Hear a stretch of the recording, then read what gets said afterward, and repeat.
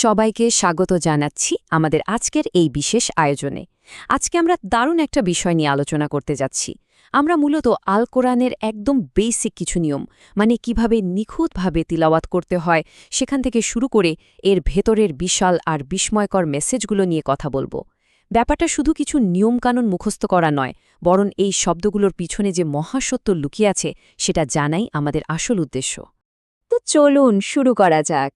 আজকের আলোচনার ধাপগুলো অনেকটা ম্যাপের মতো কাজ করবে।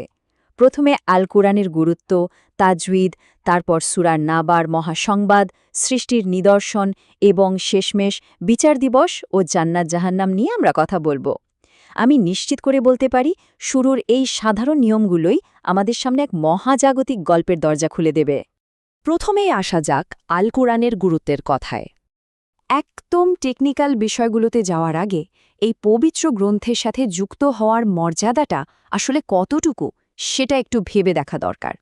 একটা অসাধারণ হাদিসে বলা হয়েছে, যিনি কোরআন শেখেন এবং অন্যদের শেখান তিনি সবচেয়ে উত্তম। একটু ভাবুন তো, ব্যাপারটা কত দারুণ! এই একটা কাজই একজন মানুষকে সমাজের কত অনন্য উচ্চতায় নিয়ে যেতে পারে। আর এর পুরস্কার বা রিওয়ার্ড সিস্টেমটা এতটাই স্পেসিফিক আর বিশাল যে শুনলে অবাক হতে হয়। ধরুন, আপনি শুধু একটা হরফ পড়লেন, যেমন আলিফ, লাম বা মিম, এইটুকু পড়ার জন্যই কিন্তু 10 গুণ সওয়াব পাওয়া যায়। মানে একটা হরফ আর 10টা নেকি। আধ্যাত্মিক দিক থেকে এটা সত্যিই এক অভাবনীয় ব্যাপার, তাই না? এবার চলুন তাজউইদ এবং মাখরাজ নিয়ে একটু জানা যাক। এই পবিত্র হরফগুলোর যথাযথ মর্যাদা দিতে হলে আমাদের উচ্চারণ স্থানগুলো বুঝতে হবে। আচ্ছা, এখানে একটা খুব ইন্টারেস্টিং ব্যাপার খেয়াল করুন।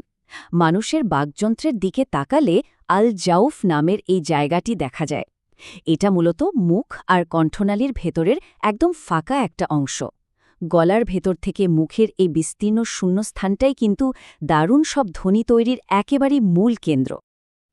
এই আল জাউফ বা শূন্যস্থান থেকেই মূলত মাদ্দের 3টি প্রধান হরফ উচ্চারিত হয়: আলিফ, ওয়াও এবং ইয়া। এই হরফগুলোকে আপনি ঐশী বাণী মানুষের কাছে সুন্দরভাবে পৌঁছে দেওয়ার এক একটা হাতিয়ার হিসেবে ভাবতে পারেন।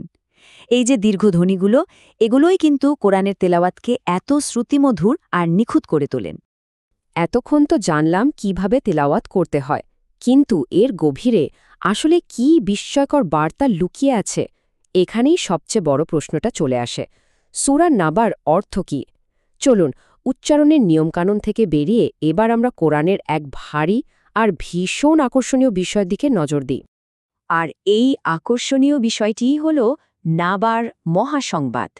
নাবা কিন্তু যেমন তেমন কোনো খবর নয়।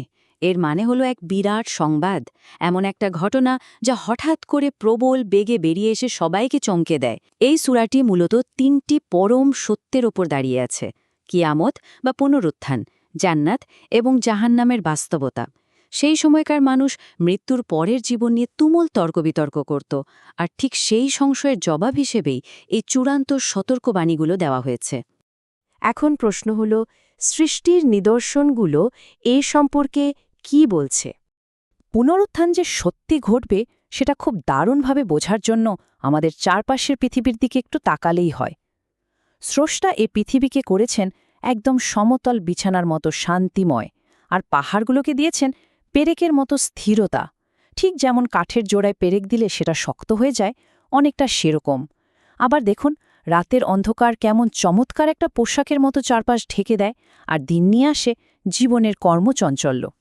স্থবিরতা আর গতিশীলতার এই বৈপরীত্যটা সত্যি অসাধারণ। শুধু পৃথিবী নয়, একটু উপরের দিকে তাকালে মহাজাগতিক নিদর্শনগুলো কিন্তু আমাদের অবাক করে। মহাশূন্যে স্থাপিত 7টি সুদৃঢ় আসমান, সূর্যের মতো এক প্রচণ্ড উজ্জ্বল প্রদীপ, আর মেঘ থেকে অঝরে ঝড়ো পড়া বৃষ্টি, যা কিনা একদম মৃত মাটিকেও সতেজ সবুজে ভরিয়ে দেয়। এগুলো আমাদের কি প্রমাণ করে? প্রমাণ করে যে যিনি প্রথমবার এত বিশাল আর নিখুঁত একটা জগৎ তৈরি করতে পেরেছেন, তার জন্য বিচারের দিনে দ্বিতীয়বার জীবন ফিরিয়ে দেওয়াটা তো একেবারেই সহজ একটা কাজ, তাই না? আর এই সব কিছুরই পরে আসবে বিচার দিবস ও পরিণতি। চলুন দেখি পরিস্থিতি কিভাবে ঘনীভূত হয়। এটা হলো সেই পার্থক্য করার দিন, যেদিন পৃথিবীর সমস্ত মানুষকে তাদের কাজের ভিত্তিতে আলাদা করে ফেলা হবে। একটু আগে আমরা পৃথিবীর যে শান্তিময় কাঠামোর কথা বলছিলাম, কিয়ামতের দিন সেই পুরো মহাজগৎ এক ভয়াবহ বিশৃঙ্খলার মধ্যে দিয়েই ভেঙে পড়বে। সিংগায় ফু দেওয়ার সাথে সাথেই আকাশগুলো দরজার মতো খুলে যাবে। আর ওই যে বিশাল শক্ত পাহাড়ের কথা বললাম, সেগুলো তখন দূর থেকে দেখা মরীচিকার মতো উঠতে শুরু করবে। এই পুরো দৃশ্যটার ভয়াবহতা আসলে কল্পনা করাও কঠিন। মহাবিশ্বের এই চূড়ান্ত পতনের পর মানবজাতির সামনে উন্মোচিত হবে দুটি চিরস্থায়ী গন্তব্য। যারা স্রষ্টার দেয়া এত এত স্পষ্ট নিদর্শনকে অস্বীকার করেছে এবং অহংকার করে সীমা লঙ্ঘন করেছে, জাহান্নাম তাদের জন্য ঠিক একটা গোপন ফাঁদের মতো ওঁত পেতে আছে। এটা এমন এক অবশ্যম্ভাবী জায়গা যেখান থেকে অপরাধীদের পালানোর কোনো সুযোগই আর থাকবে না। এখানে কর্মের পরিণতির খুব তীক্ষ্ণ একটা বৈপরীত্য দেখা যায়। একদিকে সীমালঙ্ঘনকারীদের জন্য অপেক্ষা করছে চরম যন্ত্রণাদায়ক ফুটন্ত পানি এবং পুঁজ রক্ত মেশানো পানীয়, আর অন্যদিকে সৎকর্মশীলদের জন্য রয়েছে কানায় কানায় পূর্ণ বিশুদ্ধ আর সুস্বাদু সব পানীয়র পেয়ালা। এই যে কানায় কানায় পূর্ণ থাকার ব্যাপারটা, এটা কিন্তু মানুষের একদম সহজাত একটা চাওয়ার খুব চমৎকার একটা প্রতিফলন। যারা সঠিক পথে চলেছে, জান্নাতে তাদের জন্য চূড়ান্ত সাফল্যের আয়োজন রাখা হয়েছে। সেই সময়কার মরুভূমির মানুষদের কাছে সতেজ বাগান বা আঙুরের গুচ্ছ ছিল স্বপ্নের মতো। এর সাথে সমবয়সী চিরযৌবনার সঙ্গী। এই পুরস্কারগুলো মানুষের স্বাভাবিক আকাঙ্ক্ষা আর মানসিক প্রশান্তির সাথে কতটা নিখুঁতভাবে মিলিয়ে সাজানো হয়েছে, সেটা ভাবলেই অবাক হতে হয়। তো এই পুরো আলোচনার একেবারে শেষে এসে সবচেয়ে গুরুত্বপূর্ণ আর শিউরে ওঠার মতো পয়েন্টটা হলো একজন অবিশ্বাসীর আক্ষেপ। বিচারের দিন যখন প্রাণীরা মাটি হয়ে যাবে আর অবিশ্বাসী মানুষ নিজের চরম শাস্তির পরিণতি দেখতে পাবে, তখন সে আক্ষেপ করে বলবে, হায়, আমি যদি আজ মাটি হয়ে যেতাম। এই তীব্র অনুশোচনাটা আমাদের সবার জন্য বিশাল এক চিন্তার খোরাক রেখে যায়। আমাদের নিজেদের কাজগুলো আমাদের কোন গন্তব্যের দিকে নিয়ে যাচ্ছে একবার ভেবে দেখবেন।